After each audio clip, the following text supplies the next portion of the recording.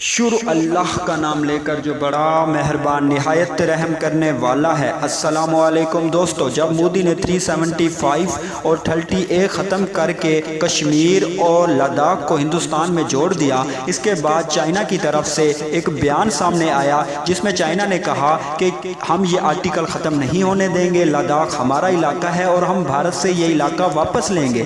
اس کے بعد 10 مہینے ہو گئے، چائنا خاموش رہا، لیکن اب ایسا کیا ہو گیا کہ چائنا لداخ کو حاصل کرنے کے لیے بھارت کے آمنے سامنے آ گیا اور جنگ کے لیے بھی تیار ہو گیا۔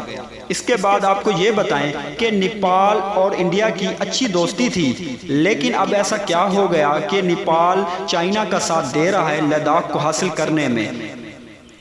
نیپال ایسا کیوں کر رہا ہے اور اسے کیا فائدہ ہوگا؟ اس کے ساتھ دوستو آپ کو یہ بتائیں، امریکہ سپر پاور ہے اور وہ چائنا کو دھمکی بھی دے سکتا تھا کہ وہ باز آ جائے ایسا کرنے سے، لیکن ٹرمپ کی طرف سے ایک بیان آیا ہے جس میں ٹرمپ نے کہا ہے کہ وہ چائنا اور بھارت کے درمیان ثالثی کرانے کے لیے تیار ہے۔ دوستو یہ آپ سب جانتے تو ہو کہ چائنا اور امریکہ کی نہیں بنتی ہے، وہ اس لیے نہیں بنتی کہ امریکہ کہتا ہے یہ جو کرونا وائرس ہے، کووڈ-19 ہے، یہ چائنا نے بنائی ہے، اور چائنا کہتا ہے کہ یہ امریکہ نے بنائی ہے۔ اس وجہ سے ان دونوں ملکوں کی آپس میں نہیں بن رہی، اس لیے چائنا نے یہ آفر ٹھکرا دی ہے ثالثی کی۔ لیکن ساتھ ہی ساتھ آپ کو یہ بتائیں کہ امریکہ اور بھارت کی اچھی بنی بنائی ہے، لیکن پھر بھی مودی نے یہ ثالثی کی پیشکش سن کے انکار کر دیا۔ ایسا کیوں کیا؟ ان سب باتوں کی تفصیل میں جانے سے پہلے اگر آپ میرے چینل پر نئے آئے ہیں تو میرے چینل کو کر لیں سبسکرائب اور گھنٹی کے پاس کھڑے بٹن کو بھی پریس کر لیں تاکہ ایسی آنے والی ہر نیو ویڈیو آپ تک پہنچ سکے۔ دوستو آپ کو یہ بتائیں، جو چائنا اور انڈیا کا بارڈر ہے یہ دنیا کے اونچے ترین بارڈروں میں سے ایک بارڈر ہے۔ اسی طرح جو لداخ کا علاقہ ہے یہ بھی بہت اونچا ہے، اور باقی جو انڈیا کے اور شہر ہیں اور قصبے ہیں وہ سارے کے سارے نیچے ہیں۔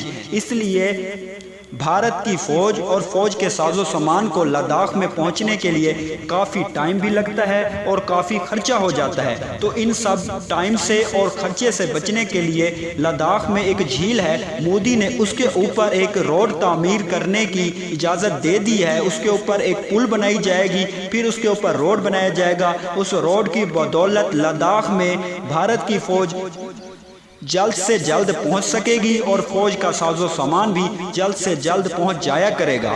اور آپ کو یہ بتائیں، انٹرنیشنل میڈیا کے مطابق یہ جو پل بن رہی ہے یہ امریکہ کی طرف سے بنوائی جا رہی ہے۔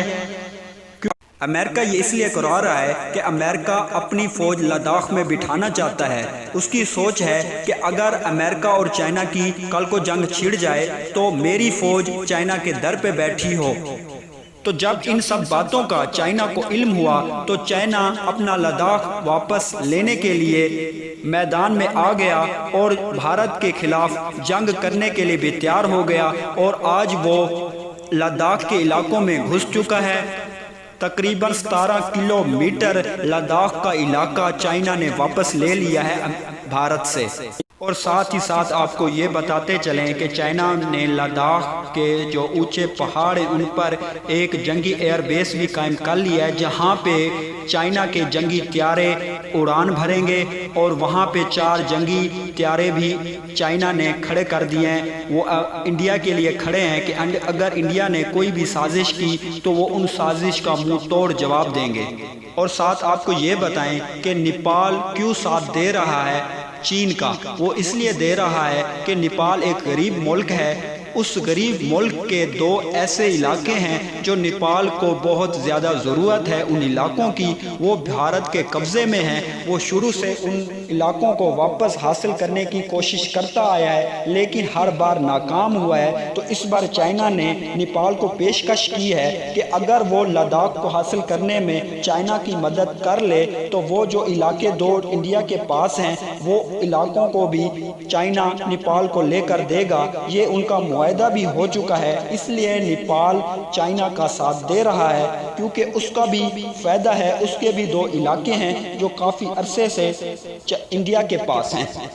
اور ساتھ ہی آپ کو یہ بتائیں کہ نیپال میں دنیا کی اونچی ترین پہاڑی ہے جسے ماؤنٹ ایوریسٹ کہتے ہیں، اس پر بھی نیپال نے چائنا کو رسائی دے دی ہے۔ اب اسی پہاڑ پہ چائنا کی فوج تعینات ہے اور اس پہاڑ پہ چائنا کی فوج ٹھہر کر بھارتی فوج کی ہر نقل و حرکت کو غور سے دیکھ رہی ہے۔ اگر وہاں اونچائی سے حملہ کرنا چاہے تو چائنا کی فوج بخوبی سے انڈیا کی فوج پہ حملہ کر سکتی ہے۔ اور ساتھ آپ کو یہ بتائیں کہ امریکہ نے چائنا کو دھمکی کیوں نہیں دی ہے۔ دوستو، آپ کو پتہ ہے کہ اب چائنا ترقی پذیر ملک ہے۔ آئے دن چائنا کوئی نہ کوئی ٹیکنالوجی تیار کر کے ٹھہرا ہوتا ہے، جس کی وجہ سے چائنا نے امریکہ کے ناک میں دم کیا ہوا ہے اور چائنا دنیا کی سپر پاور بننے کے عن قریب ہے۔ اسی لیے دوستو، امریکہ نہیں چاہتا کہ چائنا اور امریکہ کی فیس ٹو فیس جنگ ہو اور امریکہ بری طرح ہار جائے۔ اس لیے وہ بھارت کو اور مودی کو مہرہ بنا کر چائنا پہ حملہ کروانا چاہتا تھا، لیکن اب اسے پتہ چل گیا ہے کہ چائنا کسی صورت بھی لداخ کو حاصل کیے بغیر واپس نہیں جائے گا۔ اس لیے اس نے سمجھداری کا مظاہرہ کرتے ہوئے یہ کہہ دیا ہے کہ میں ثالثی کرانے کے لیے تیار ہوں، لیکن اسے یہ بھی پتہ ہے کہ دونوں فریق ثالثی کے لیے نہیں مانیں گے، لیکن اس نے صرف اور صرف دنیا کو دکھانے کے لیے ایسا۔ دوستو، امریکہ اور بھارت کی اچھی بنی ہوئی ہے، لیکن جب ٹرمپ نے لداخ کے معاملے پر ثالثی کا کہا ہے تو مودی نے فوراً انکار کیوں کر دیا ہے؟ اب سب کو یاد ہوگا UN میں جب عمران خان نے مسئلہ کشمیر اجاگر کیا تھا، تب ٹرمپ نے مسئلہ کشمیر پر ثالثی کی پیشکش کی تھی، تب مودی نے فوراً انکار کر دیا تھا اور اس پیشکش کو ٹھکرا دیا تھا۔